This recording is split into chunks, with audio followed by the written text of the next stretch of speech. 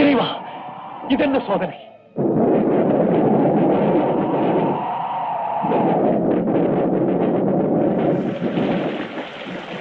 ஆண்டவா, இந்த கிழிந்த துணியை எப்படி துவைப்பது? கல்லிலே போட்டு கசக்கினால் மேலும் கிழிந்து விடுமே. அப்படியே பெயருக்கு துவைத்தாலும் இந்த பெரும் மழையில் எங்கே உணர வைப்பது? என்ன செய்வது? அடியவர் வந்து கேட்டால் என்ன பதில் சொல்வது? ஐயோ, பெரும் பழிக்கு ஆளாகி விடுவேன் போல் இருக்கிறதே. இறைவா, இதென்ன சோதனை? என்னை ஏன் இப்படி படாத பாடுபடுத்துகிறாய்? கல்லால் அடித்தவனுக்கும் காலால் மிதித்தவனுக்கும் கருணை காட்டினாயே. நான் கண்ணீர் விட்டு கதறுகிறேனே, எனக்கு ஒரு நல்வழி காட்டக்கூடாதா? ஏன் மௌனம்? அப்பா, நிறுத்த மழை, வேளாடையின்றி நனைகிறேன். என்னப்பா, துணியை துவைத்து விட்டாயா? சீக்கிரம் கொடு. என்னை மன்னித்து விடுங்கள் சுவாமி. என்ன தவறு செய்து விட்டாய்? எதற்காக உன்னை மன்னிப்பது? நடக்கக்கூடாதது நடந்து விட்டது. நேரத்தை கடத்தாதே. மழையில் நனைந்து சாகிறேன். என்ன நடந்தது? உங்கள் துணியை என்னால் துவைக்க முடியவில்லை. நான் தான் அப்போதே சொன்னேனே, கேட்டாயா? நேரம் காலம் கெடுவைக்காதே என்று. பாதகமில்லை, துவைக்காவிட்டாலும் பரவாயில்லை, என் துணியை கொடுத்து விடு. போர்த்துக் கொண்டு எங்காவது சத்திரம் சாவடி போய் ஓய்வெடுக்கிறேன். என்னால் இப்படி மழையில் நனைய முடியாது. உங்கள் துணி இனி தங்களுக்கு உபயோகப்படாது சுவாமி. பாவி, ஏன் அப்படி சொல்லுகிறாய்?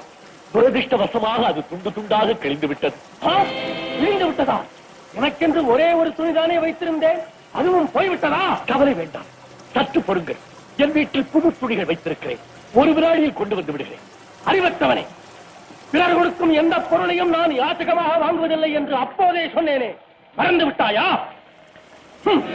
எனக்கு நான் கொடுத்த துணிதான் வேண்டும். எதிர்பாராமல் நடந்துவிட்ட இன்னருக்கு நான் என்ன செய்ய முடியும் சுவாமி? இல்லை, நீ வேண்டுமென்றே என்னை சங்கடத்தில் ஆழ்த்தி இருக்கிறாய். நான் துணியை கொடுக்க மறுத்தும் பலவந்தமாக நீயே அதை வாங்கிக் கொண்டு என்னை பழி தீர்த்திருக்கிறாய். மோசக்காரா, நீ சிவனடியார்களுக்கு தொண்டா செய்கிறாய், விருத்த துரோகம் செய்கிறாய். இதுதானா உன் கொள்கை? நல்ல கொள்கை. எத்தனை அடியவர்களின் துணிகளை வாங்கிக் கொண்டு அவர்களை ஏமாற்றினாயோ? எத்தனை பேர் மழையிலும் குளிரிலும் இன்னல் பட்டு மாண்டார்களோ? ஈஸ்வரா, உன் தொண்டர்களுக்கு துரோகம் செய்யும் இந்த பாவிக்கு தக்க தண்டனையை நீயே கொடுத்து விடு. போதும் சுவாமி, போதும். என்னை திட்டுங்கள், உங்கள் கையாலேயே என்னை கொண்டு விடுங்கள். ஆனால் என் தொண்டையும் நான் கொண்ட கொள்கையும் தவறாக பேசாதீர்கள்.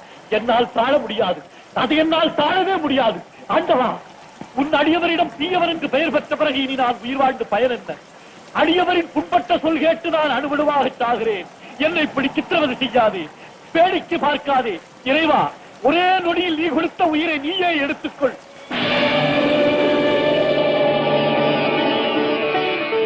திருக்குறிப்பு தொண்டனே, எழுந்திரு. உன்னை சோதிக்கவே யாம் இப்படி ஒரு நாடகம் ஆடினோம். எத்துணை இன்னல்கள் வந்தாலும் உனது கொள்கையிலிருந்து நீ மாறுபடுகிறாயா அல்லது நிலையாக நிற்கிறாயா என்பதை பார்க்கவே யாம் உன்னை சற்று கடுமையாகவே சோதித்தோம்.